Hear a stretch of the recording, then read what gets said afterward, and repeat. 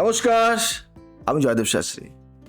আপনারা যারা এই অনুষ্ঠানটি দেখেন তারা জানেন যে জীবনের প্রত্যেকটা মুহূর্তে একটা আপ ডাউন আছে। তো আজকে আমরা যে ব্যক্তিত্বের সাথে আছি সেই ব্যক্তিত্ব আমরা ছোটবেলা থেকেই দেখে আসছি ওনাকে। ওনার প্রচণ্ড নাম, যশ, খ্যাতি এবং অনেক অনেক ফেস ভ্যালু।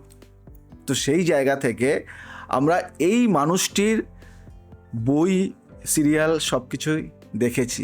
তো এই মানুষটি কেন সাকসেস, কিসের, এই মানুষটির লাইফেও কিছু ডাউন থাকে, আপ ডাউন থাকে। তো সেগুলি নিয়েই কিন্তু আজকের আলোচ্য বিষয় থাকবে এবং আমরা জানবো যে একজন সেলিব্রিটি হতে গেলে কি কি দরকার, আমাদের লাইফে কোন কোন গ্রহের পজিটিভ ভাইব দরকার।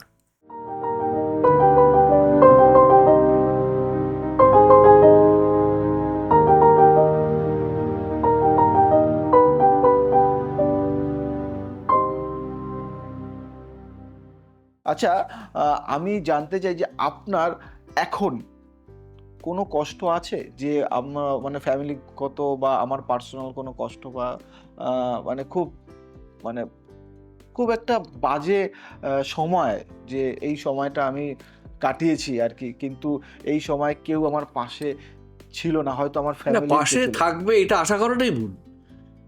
পাশে কেউ থাকে না, পাশে কেউ থাকে না। তুমি দেখবে যে বিপদের সময় পাশে কেউ থাকে না, মানে থাকা সম্ভব নয়।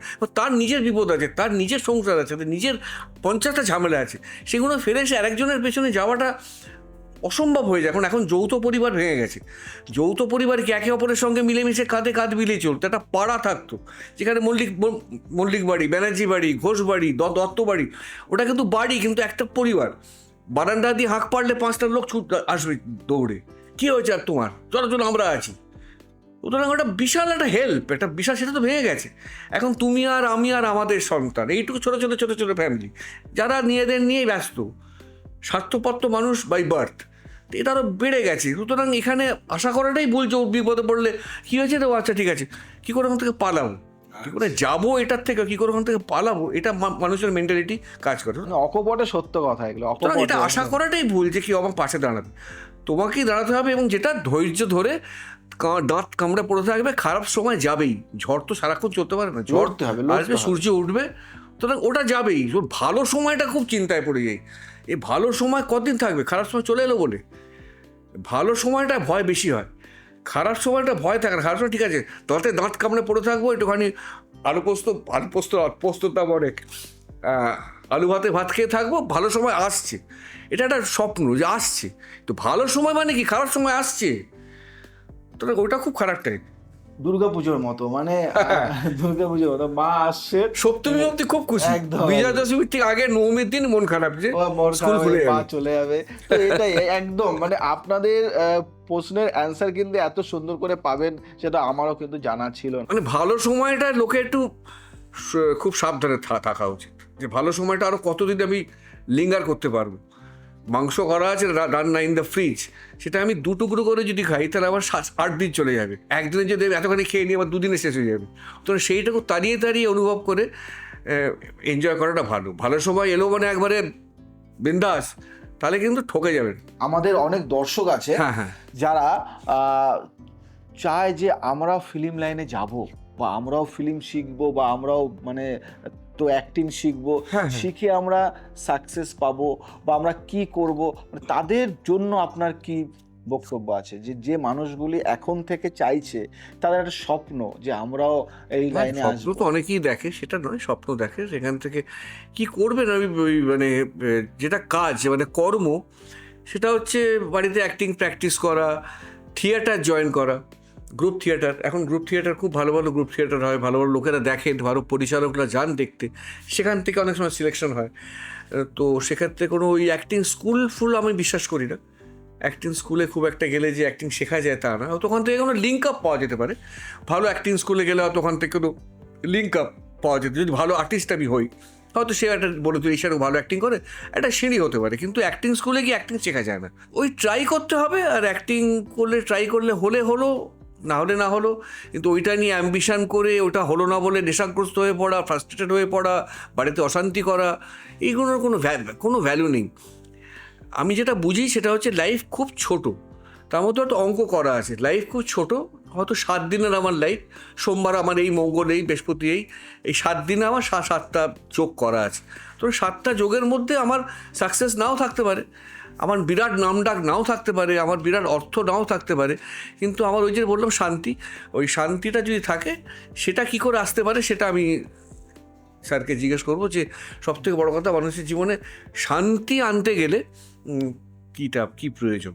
আর একটা কথা, ওই যে মুহূর্তে নারকোল ফাটায় না, নারকোলই কেন ফাটায়, মানে আচ্ছা, এটা দারুণ একটা কথা, এগুলি নিয়ে আমি বলবো, এটা একটা গল্পর আকারে কিন্তু আমি বলবো, এটা কিন্তু দারুণ জিনিস, যে ওই যে প্রত্যেকটা শুভ কাজে কেন আমরা নারকেল ফাটাই। তার আগে আমি বলবো যে আমরা না ধরুন মানে ফিল্মে যখনই আমরা কেউ যাই, বা আমরা ধরুন কোনো একটা বই করলাম, সাকসেস হলো, সঙ্গে সঙ্গে কোনো না কোনো একটা সম্পর্কের মধ্যে জড়িয়ে পড়লাম, সম্পর্কের মধ্যে, প্রেমের মধ্যে, মানে আমাদের কি, হ্যাঁ মানে প্রেম কি আমাদের কি আসে, মানে আমাদের প্রেমটা কি সবারই কি আসে, এরকম আমার একটা খুব ধারণা আছে যে প্রেম না ওটা ভালোবাসা না কি। প্রেম আর কাম দুটো এক নয়, যেটা আসে এটা কাম আসে, প্রেম খুব একটা আসে বলে আমার মনে হয় না, কাম আসে, কাম। আপনি কি ভালোবাসেন, প্রেম না ঘুম? প্রেম না ঘুম। ঘুম অবশ্যই ঘুম। প্রেম তো আছেই, প্রেম সবার সঙ্গে প্রেম থাকে। প্রেম মানেই কিন্তু ওই একটা ছেলে একটা মেয়ের প্রেম হলো একটা পরকীয়া, এখন তো পরকীয়ার খুঁয়ে পড়েছে, হিড়িক পড়েছে, নিজের বউ ভালো না অন্যের বউ ভালো, সেটা চিরকালই ছিল। কি ভাবছে দাদার সাথে কিন্তু মজার আলোচনা চিরকালই থাকে আমাদের জীবনে। আমরা যখন কোনো একটা অভিনয়তে সাকসেস পেলাম, বা কোনো একটা বইয়ে সাকসেস পেলাম, কোনো একটা সিরিয়াল করে সাকসেস পেলাম, তখনই না আমাদের লাইফে একটা প্রেম ভালোবাসা চলে আসে। সেটা কি না, প্রেম ভালোবাসা আসে না, কাম আসে, প্রেম আসে না, প্রেম অত ঠুনকো নয়। প্রেম কিন্তু অত ঠুনকো নয়। প্রেম যেটা আসে সেটা লংজিভিটি অনেক হাই, আর যেটা কাম আসে খানিকক্ষণে, আজ ভালো লাগলো, মানে সৌন্দর্য, মানে কি বললো, সবটার পেছনে কিন্তু অর্থ আছে, কামের পেছনে অর্থ আছে, সব আসছে, অর্থ নেই কেউ আসবে না, প্রেম কিন্তু আসবে, মানে প্রকৃত প্রেম থাকে, আমাদের অর্থ না থাকলেও প্রেম আসবে। পকেটে আমাদের যদি অর্থ থাকে তাহলে আমাদের কামটা আসবে, আর যদি অর্থ যদি না থাকে তাহলে যদি সেই ভালোবাসা পাই আমরা, তাহলে মনে করবেন যে প্রেম। সে যন্ত্র ফোন করে খবর নাই, কেমন আছো, কি খেয়েছো, সকালে খেয়েছো, এটা প্রেম। তার সঙ্গে কামের মূল্যবান দর্শক বন্ধু, এটা কিন্তু মূল্যবান, এটা খুব রেয়ার, মানে অনেক এখন নেই বলে, মানে এখন না, অনেক অর্থ থাকলে যেটা আসবে ভাববে সেটা প্রেম নয়, ওটা কাম। আর প্রেম হচ্ছে বাবা মার সঙ্গে সন্তানের, ওটা প্রেম। বাবা মার সাথে সম্পর্কের যে মেলবন্ধন থাকে, সেখানে কোনো স্বার্থ থাকে না, সেখানে কোনো চাওয়া পাওয়া থাকে না, সেখানে কোনো মানে অর্থ থাকে না, যে আমার ছেলের পকেটে কত অর্থ আছে বা কি আছে, তা না, সেটা একটা ভালোবাসার প্রেম। কিন্তু আমরা এই কোনো গ্ল্যামারাস লাইনে গেলেই আমাদের প্রেমে জড়িয়ে পড়ে আমাদের লাইফ। এমনিতেই অনেকের জীবনে এমনিতেই ঘন ঘন প্রেম আছে, সেটা আসতেই পারে, সেটা তার শুক্রবারে প্রচন্ড। কিন্তু একটা কথা দর্শকদের খুব জানার ইচ্ছা, আমি বলতে চাইছি ভাস্করদার কাছে, যে ভাস্করদা কিন্তু গ্ল্যামারের দিক দিয়ে দারুণ, দেখতে খুব সুন্দর, আর মানে এখনো এই সময় দাদা কিন্তু সুপুরুষ, দেখতে অসাধারণ সুন্দর। যেহেতু আমরা মানে ফেস টু ফেস, তো দাদার কাছে শুনে নেব, দাদা যখন আরো ছোট বয়সে ছিল তখন তো এক সুন্দর ছিল, দাদার জীবনে কেমন প্রেম এসছে, মানে কতটা প্রেম এসছে, এই বিষয়ে একটু আলোচনা। হ্যাঁ, প্রেম আসেনি, প্রেম মানে কি, প্রেম মানে কাম, প্রেম আসেনি, কাম অনেক এসছে, তো সেগুলোকে মানে আমি পাত্তা দিইনি খুব একটা, মানে আমি একটু ভীতু টাইপের, তো না আমি ভীতু টাইপের, মেন হচ্ছে ভীতু, ইচ্ছে নেই, অনেক যেগুলো মিথ্যা কথা, সাহস নেই, সাহস না থাকলে অনেক কিছু, সাহসে অনেক কিছু হয়ে যায়, তো আমার সাহস ছিল না, তাই কিছু হয়নি, একদিক থেকে ভালোই হয়েছে, সেগুলো হয়নি, ভালো হয়েছে, ওগুলো হলে হয়তো ডিরেলড হয়ে যেতাম,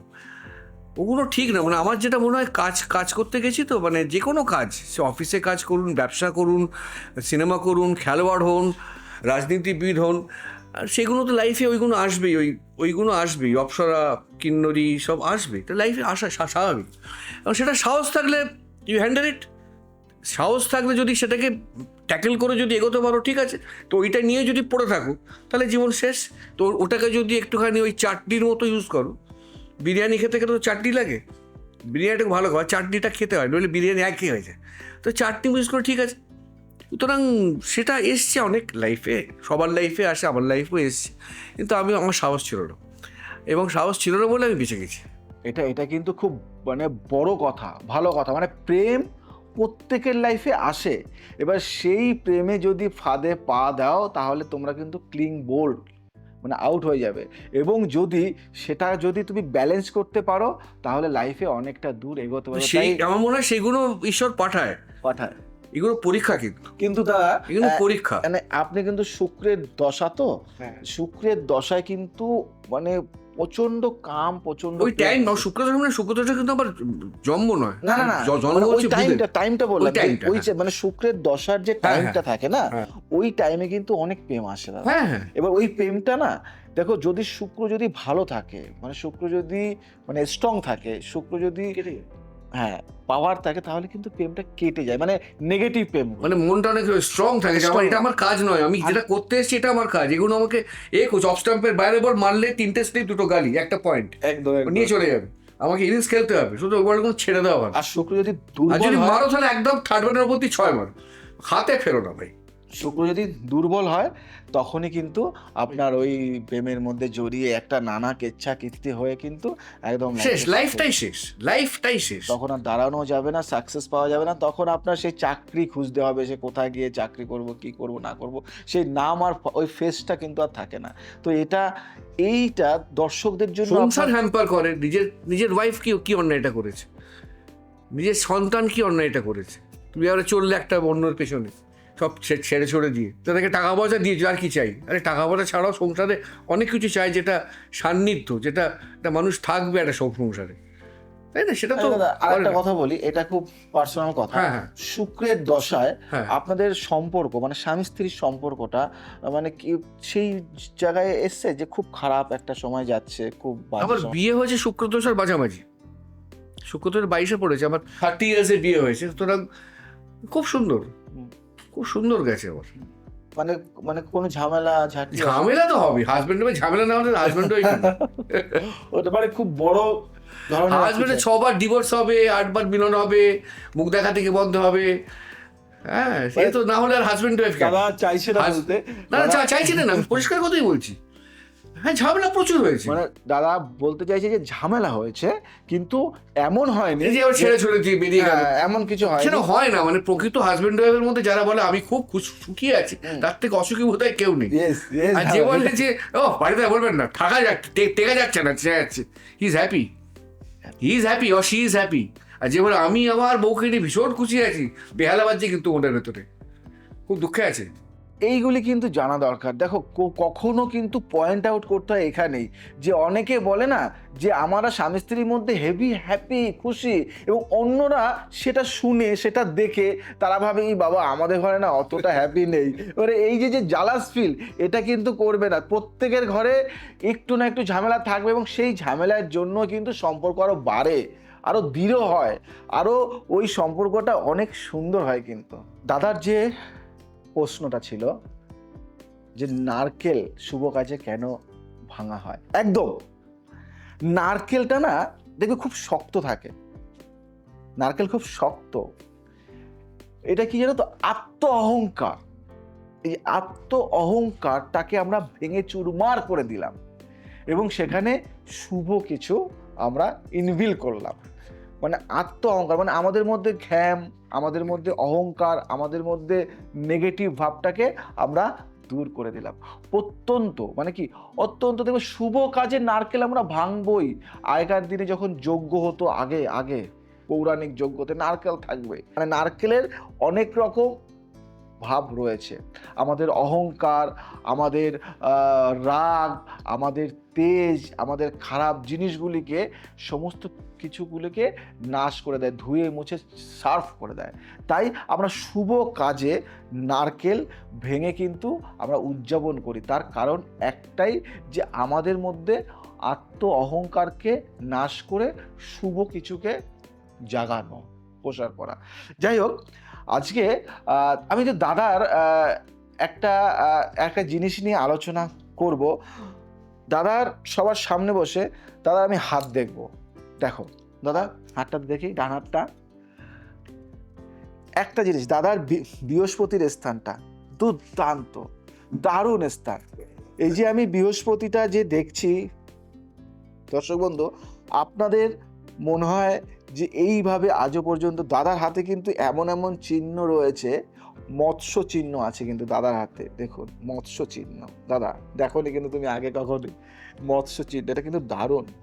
এই যে এটা যে আছে না তোমার, এটা কিন্তু আমরা বলি বৃহস্পতি।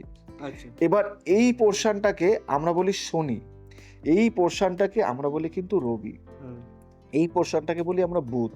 তো রবি মানে বৃহস্পতি তোমার দুর্দান্ত, মানে সাধারণ মানুষের হাতে এটা থাকে না, দারুণ। শনি প্রচণ্ড ডাউন, শনি প্রচণ্ড নেগেটিভ, মানে শনির বার আপনি সাকসেস খুব একটা পাবেন না, মানে শনিতে অনেক কিছু নষ্ট করে দেবে। দেখুন লোহা আপনার জন্য সুইটেবল নয় না। আপনি যদি চান যে আমি একটা গাড়ি কিনবো, আর একটা গাড়ি হবে, দেখুন গাড়িতে আপনার অনেকটা সমস্যা থাকবে। হ্যাঁ, গাড়ি আমার কোনোদিন আমাকে হেল্প করে, হেল্প করেন আমার 3টে গাড়ি, কিন্তু আমি হেল্প করেন মানে গাড়িটা কিন্তু। এইবার আমার গাড়ি কোনো শখও নেই। এবার দেখুন রবি কিন্তু নাম যশ খ্যাতি দেয়। রবির জায়গাটা কিন্তু আপনার মোটামুটি ঠিক থাকলেও একটু ডাউন রয়েছে। এবার রবির আপনার যেটা আছে হাতে, যেটা অনেকের হাতে থাকে না, সেটা হলো সানলাইন। সানলাইন, এই যে সানলাইনটা জীবনে প্রত্যেকটা মানুষের জীবনে থাকলে সে অনেক বড় হবে, বিজনেস থাকে। আপনি তো একটা চরিত্রতে করেন, কিন্তু আপনি চাইলে না, আপনি কিন্তু বিজনেসেও অনেকটা টাইকুন হতে পারতেন। ছেলের খুব না, কিন্তু এই যে রবির এই যে জায়গাটা, বিজনেসের জায়গাটা আপনার দুর্দান্ত, কিন্তু যেহেতু আপনি বিজনেসের মধ্যে নেই, ওর জন্য এই জায়গাটা আপনাকে সাথ দিচ্ছে না। যদি আপনি কোনো বিজনেসের মধ্যে যেতেন, এই যেমন বুধ দারুণ, মানে এরকম বুধের স্থান আমি এইটা নিয়ে 10টা দেখলাম, 9 নম্বর ছিল, এটা আমি 10 নম্বর। মানে এত লোকের হাত দেখে বুধের স্থানটা, বুধে মানে বুধ সাইন একটা, এই সাইন কিন্তু থাকে না অনেকের। এবং সব থেকে যেটা বড়, দাদার ভাগ্যরেখাটা এতটাই সুন্দর, কিন্তু যেহেতু ভাগ্যরেখাটা এসে ঠিক শনিকে টাচ করেছে, কোথাও একটা আপ অ্যান্ড ডাউন চলছে। কিন্তু দাদার দর্শক বন্ধু, দাদা এখানে, আমি এখানে ভবিষ্যৎবাণী আমি করছি আজকে দাদার হয়ে। আমি দাদা 2026, 27, 28 ঠিক 26-এর মাঝামাঝি সময়, 25 তো এটা, 26-এর মাঝামাঝি সময় এমন একটা অফার পাবে দাদা। সেই অফারটা দাদা কিন্তু মানে ওই নবাব যেমন ছিল সেই টাইপের দাদার কাছে একটা অফার আসবে 26-এর হিসেবে, দারুণ অফার। ওই অফারটা দাদা হয়তো এখনো ভাবতে পারেনি, দারুণ অফার আসবে দাদা। এবং এই জায়গাটা থেকে এটা বলবো যে দাদা একটু পার্সোনাল আমি বলছি, কোনো দাদা একটু সাংসারিক দিক থেকে একটু অসুবিধা আসবে, হ্যাঁ। আর সন্তানের জায়গা থেকে একটু সমস্যা আসবে দাদা। আর অর্থ কিছুটা নষ্ট হবে, অর্থ রাহুর জন্য অর্থটা কিছুটা ব্যয় হয়ে যাবে। হয়তো আপনি কিছু কিনতে যাইবেন, মানে চাইবেন, বা একটা কিছু ইনভেস্ট করবেন, সেখানে একটা সমস্যা। আর সত্যি কথা বলতে দাদা, আপনাকে অনেকে ভালোবাসে, কিন্তু কিছু মানুষ যারা আপনাকে দেখায় ভালোবাসে, সবার জীবনে, হ্যাঁ, কিছু মানুষ দেখায়, সেই মানুষগুলি কিন্তু আপনার খুব কাছের, একদম। তারা কিন্তু দেখায়, তারা কিন্তু অনেক কিছু, মানে আপনি তাদেরকে খুব ট্রাস্ট করেন, বিলিভ করেন, যারা খুব কাছের আপনার, তারা কিন্তু আপনাকে কিন্তু খুব একটা হেল্প করবে না। তো এই জায়গাটা দেখবেন। আর দাদার সব থেকে দারুণ যেটা মৎস্য চিহ্ন এবং লাইফ লাইনকে, দাদাকে কিন্তু দাদা জীবনের লাইফ মানে জীবন রেখাটা দারুণ। দাদা কিন্তু কখনো ভুগবে না, মানে শারীরিক দিক থেকে ভুগে কিছু হবে না, হয়তো কিছু সমস্যা আসবে, চিকিৎসা হবে, ঠিক হয়ে যাবে। মানে বহু মানুষ আছে যে ভুগে অ্যাক্সিডেন্ট হয়ে বা সুইসাইড করে সেই ধরনের সমস্যা, কিন্তু দাদার লাইফ লাইনে এটা থাকবে না, কারণ মৎস্য দাদাকে লাইফে টাচ করে আছে। দাদার জলজ জায়গা থেকে কিছু প্রাপ্তি আপনি পাবেন, জলজ জায়গা থেকে কিছু প্রাপ্তি পাবেন। দাদা আপনার জমি হওয়ার একটা যোগ রয়েছে। দাদাকে যেটা দেখলাম দাদার হাতে, সত্যি কথা বলি, 1 নম্বর পয়েন্ট 2026-এ ভবিষ্যৎবাণী করে দিলাম। 2026-এ দাদা খুব একটা ভালো চরিত্রে, মানে খুব ভালো চরিত্রে আমরা দেখছি দাদাকে, এবং 2026-এর ঠিক এন্ডে দাদার একটা অনেক ভালো প্রাপ্তি যোগের যোগ আছে দাদার। 2025-এর এই যে মাঝামাঝি একটু সমস্যা যাবে, একটু সমস্যা যাবে, কিন্তু 27 পড়তে না পড়তে দাদার একটা ভালো আর্নিংয়ের একটা জায়গা আসবে, বা জমি কোনো কিছু নতুন করে পারচেস করবে দাদা। এবার বলি যে কিছু শত্রুতা খুব ক্লোজ, এই শত্রুতা দাদাকে কিন্তু একটু হ্যাম্পার করতে পারবে, কিন্তু যেহেতু আমার সাথে একটা সম্পর্ক রয়েছে, আমি হ্যাম্পার করতে দেব না, এই জায়গাগুলিকে কোনো না কোনোভাবে আমি কাটিয়ে দেব। কিন্তু দাদার কাছে সব থেকে যেটা ভাইটাল সেটা হলো দাদাকে এখন দেখতে হবে কি, পরিবার এবং সন্তানের প্রোগ্রেস। কোথাও গিয়ে সন্তানের প্রোগ্রেসের জায়গাটা একটু বাধা আসবে, সেই জায়গাটাকে একটু দেখলে দারুণ রেজাল্ট হবে। এবং পেটের কোমরে, পেট আর কোমরটা নিয়ে একটু ভুগতে হবে, পেট কোমর নিয়ে। আর যেহেতু বৃহস্পতি স্ট্রং, অনেক বাধা থেকে মানে নিয়ে আসবে আপনাকে, অনেক বাধা থেকে ছড়িয়ে নিয়ে আসবে। মানে বৃহস্পতি আপনাকে এতটা ফেভার দিয়েছে, দারুণ, এর থেকে আর ভালো কিছু নেই। মানে মানুষের জীবনে যদি বৃহস্পতি সাথ দেয় না, অনেক দূর এগোতে পারে। আর বৃহস্পতি রবি, তাকে রাজা হতে কেউ আটকাতে পারে না, বৃহস্পতি রবি যদি সাথ দিয়ে দেয়। কিন্তু তারা রবিটা যেহেতু একটু ডাউন আছে, তার জন্য হয়তো অত দূর মানে আগানো যায়নি, কিন্তু বৃহস্পতির ভালোর জন্য অনেকটা, আর আগামী দিন না আরও একটু ভালো কিছু আসতে পারে। এর জন্য দুটো টোটকা দেব আমি, বলবো। একটা হলো সাদা চন্দন, কাঁচা হলুদ। কাঁচা হলুদ কেন, কারণটা কি? কাঁচা হলুদটা হলো বৃহস্পতিটা হলো কাঁচা হলুদ, আর রবিটা হলো সাদা চন্দন।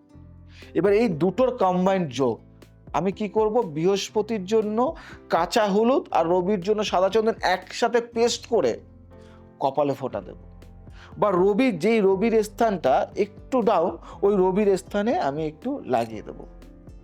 বিশ্বাস করে, ভক্তি করে, ভালোবেসে দাদা একটা মাস কোনো জায়গায় বেরোনোর আগে যদি এই রবির স্থানে যদি একটু সাদা চন্দন আর হলুদ লাগিয়ে দেন, আমি বললাম 2026-এ মানে আমূল পরিবর্তন, এতদিন যা না হয়েছে।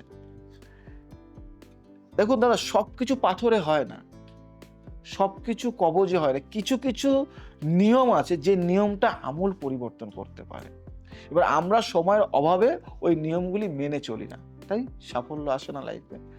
তো আপনি কি ভাবছেন যে আমি যা বললাম করবেন তো? হ্যাঁ হ্যাঁ, নিশ্চয়ই, এটা তো ভালো, যেটা বললেন এমন কিছু মানে ঝামেলারও নয়, কঠিন নয়। আপনি আমার দর্শক বন্ধুদের কি বলতে চাইছেন বলুন, আপনার মন থেকে যা বলবেন। আমি এটাই বলবো যে যেভাবে আছেন খুব খুশি হয়ে থাকুন, আনন্দে থাকুন, যেটা পাচ্ছেন সেটা মনে করুন ঈশ্বরের আশীর্বাদ, সে ভালো হোক খারাপ হোক, আর মানে নিজে ভালো থাকুন, অন্যের ভালো চান, কারণ খারাপ চাইবেন না, ভালোভাবে থাকুন। এবং মানে যেটা হয় আর কি মানুষের লাইফে, যে এই যা দায়িত্ব আমায় দিল, এই দায়িত্ব পালন করা খুব মুশকিল, যে আপনি যা খুশি বলুন, যা ইচ্ছে বলুন। আমি এটুকুই বলবো যে আপনারা ভালো থাকুন। এবং এই জ্যোতিষ যে ব্যাপারটা, সেটা কিন্তু মানে একটা বিজ্ঞান, জানেন তো, এটা একটা বিজ্ঞান, এটা যে ঠিকঠাক মতো একদম জন্ম Yes. ঠিক তারিখ ঠিক সময় যদি মিলিয়ে দেওয়া যায়, এটা কিন্তু একদম গণিত অঙ্কের মতো, এটা মিলবেই। এটা একটা আপনি বুঝতে, হয়তো আপনার জীবনে একরকম একই রকম, আপনার ঠিক পাশে যে তার জীবনে হয়তো আপনার চোখ একই, কিন্তু কোথাও হয়তো একটা, যেহেতু আপনি একটা সেপারেট মানুষ, উনি একটা সেপারেট মানুষ, অন্য জগৎ থেকে এসেছেন, অন্য জায়গা থেকে এসেছেন, তাই ডিফারেন্সটা একটু হয়ে যায়। কিন্তু এছাড়া কিন্তু আপনি বলবেন যে আজকে আমি জন্মেছি, আজকে আম্বানিও জন্মেছে, তা আম্বানি আমি নই কেন? সেটা কিন্তু ঠিক নয়। সময় তারপরেও কিন্তু কোথায় জন্মেছেন, কিভাবে, তার ব্যাকগ্রাউন্ড কি, সমস্ত মিলিয়ে কিন্তু অঙ্কটা হয়। অঙ্কটা অত সহজ নয়, অঙ্কটা খুব জটিল অঙ্ক, এবং ঠিকঠাক যদি তথ্য পাওয়া যায়, ঠিকঠাক তথ্য পাওয়া গেলে কিন্তু এটা অভ্যর্তভাবে মিলিয়ে দেওয়া যায়। মানে এটা কিন্তু আমি মানি যে এটা একটা বিজ্ঞান, এটা একটা সম্পূর্ণ বিজ্ঞান। Astrology is a science.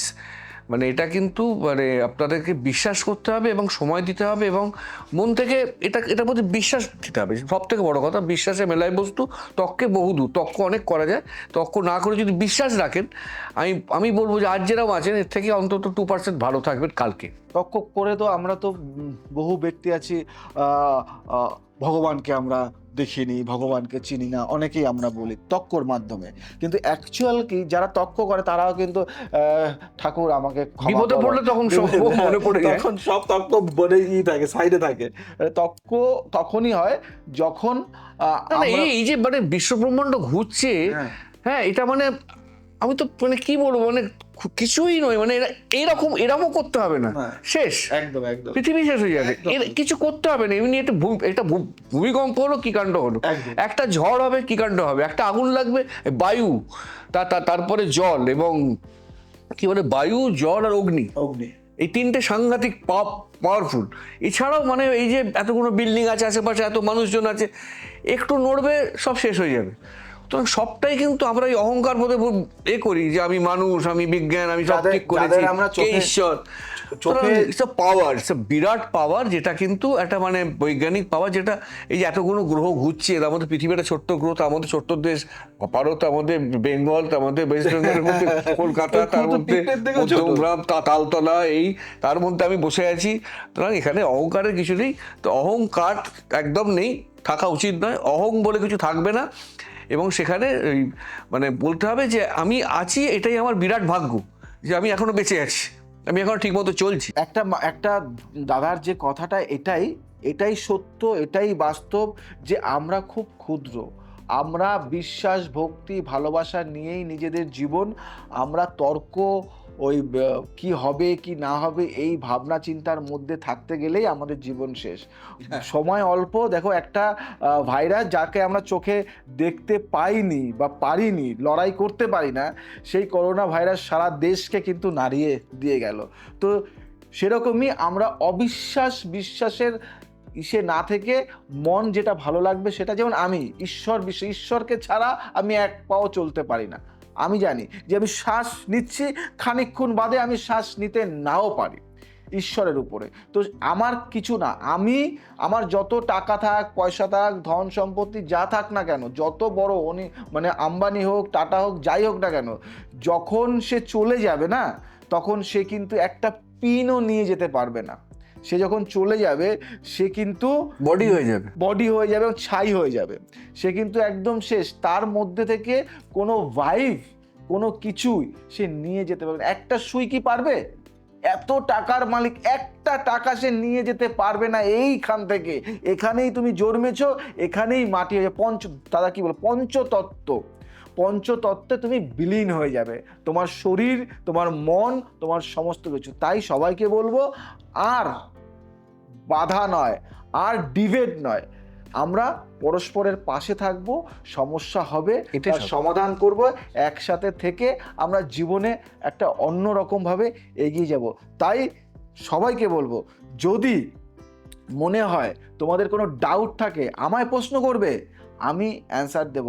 Joydeb Shastri জ্যোতিষটাকে ভালোবাসে, তন্ত্রটাকে ভালোবাসে, বাস্তুটাকে ভালোবাসে। তাই জ্যোতিষ, তন্ত্র, গ্রাফোলজি, সংখ্যাতত্ত্ব, বাস্তু সমস্ত কিছু নিয়ে আমার পথ চলা। এবং প্রত্যেকটা মানুষ, সে রাজনীতিবিদ হোক, যেই হোক না কেন, ফিল্ম লাইনে হোক, রাজনীতিবিদ হোক, সাধারণ মানুষ হোক, খেলোয়াড় হোক, যেই হোক না কেন, সবার জন্য কিন্তু একটা ওয়ে আছে, রাস্তা আছে। সেই রাস্তা পথে সঠিক হাঁটতে পারলে দারুণ ফল পাবে। এবং আজকে আমাদের এই অনুষ্ঠানে আমরা ভাস্করদাকে পেয়ে আমরা খুব আপ্লুত, খুব খুশি। এবং ভাস্করদা আগামী দিনও হয়তো আমাদের সাথে আসবে, কথা বলবে, আলোচনা হবে। দাদা, লাস্ট আপনাকে একটা কথা বলে আমি শেষ করব, সেটা হলো যে আমাদের 51 কালী বাড়ির যে 51 মায়ের রূপটা দেখলেন বা দেখেছেন, সেটা দাদা কেমন লাগলো আপনার? আর আপনি কি এরকম মানে 51টা মা, মানে সত্যি ওই তো সেটাই বলছি এক জায়গায় যে এক দেখেছেন? জায়গায় এসে 51 পীঠ দর্শন, এটা খুব রেয়ার। মানে একটা জায়গায় এসে 51 পীঠে মায়ের যে 51 পীঠ, যখন সেই দক্ষযজ্ঞ হয়েছিল, যখন যে শিব যখন সতীকে নিয়ে পাগলের মতো নৃত্য করছে, তাণ্ডব করছে, হ্যাঁ। তখন সেই বিষ্ণু বিষ্ণু চক্র দিয়ে কাটতে শুরু করে যাতে থামানো যায়। তো সেইটা 51 জায়গায় পড়েছিল, 51 পীঠ। সেই প্রতিটা জায়গার গিয়ে তো দেখতেই পারেন, দেখাটা উচিত, প্রত্যেক জায়গায় গিয়ে দেখা উচিত। কিন্তু যদি ছোট্ট করে আপনি দেখতে চান, এখানে এসে যদি ওই মন্দিরে যান, মন্দিরে গিয়ে প্রতিটা আপনি পীঠের সেই ব্যাকগ্রাউন্ড পাবেন, ইতিহাস পাবেন। তো এক জায়গায় এসে আপনি সমস্ত কিছু দর্শন করতে পারেন। কিন্তু এই জন্য 51 পীঠের এই মন্দিরটা একটা অভিনব এবং ইউনিক, সেটা দেখে আমার খুব ভালো লেগেছে। মানে শাস্ত্র মতে এবং মানে আমাদের ধর্ম, মানে আমরা সব থেকে বড় পাওয়া হলো আমরা হিন্দু, আমাদের সব থেকে বড় পাওয়া। এবং সেই জায়গা থেকে আমরা সনাতনী। তো আমাদের ধর্মে আমি বলবো যে 51 পীঠ প্রত্যেকটা সন্তানের জানা দরকার। এবং এই মায়ের তথ্য নিয়ে আমি আরও অনেক আলোচনা করব বাদে। তো তোমরা যারা এই অনুষ্ঠানটি দেখো, তাদের সবাইকে বলবো যে কেমন লাগলো জানাবে। আজকের আলোচনা তোমাদের কতটা ভালো লাগলো জানিয়ে আমাদের কমেন্টস করবে, লাইক করবে, শেয়ার করবে, সাবস্ক্রাইব করবে। আজকে দাদা কিছু বলবে, যাই বলুক, বলে আমরা শেষ করব এখানে আমাদের অনুষ্ঠানটি। নমস্কার, আমার এটাই বক্তব্য যে এখানে আবার আসার ইচ্ছে রইল। মানে এই কথাটা তো আধ ঘন্টা শেষ হয় না, এই কথা চলতেই থাকে, অনেক জিজ্ঞাসা এখনও আমার মনের মধ্যে আছে, কোনো সময় অভাবে হয়তো করা গেল না। ওনারও অনেক কিছু বক্তব্য আছে যে সময় অভাবে, সময় তো একটা বাধা থাকে, তার মধ্যেই করতে হয়। সুতরাং আবার যদি উনি আমন্ত্রণ জানান যে আসতে হবে, আমি নিশ্চয়ই আসবো এবং এই আলোচনায় থেকে অনেক কিছু শিক্ষালাভ করব, এটুকু আশা রাখি। ভালো থাকবেন, সুস্থ থাকবেন, সবাইকে ভালো রাখবেন। আজ আসি, আবার আসবো নতুন কিছু দিয়ে। জয় শ্রী ঠাকুর।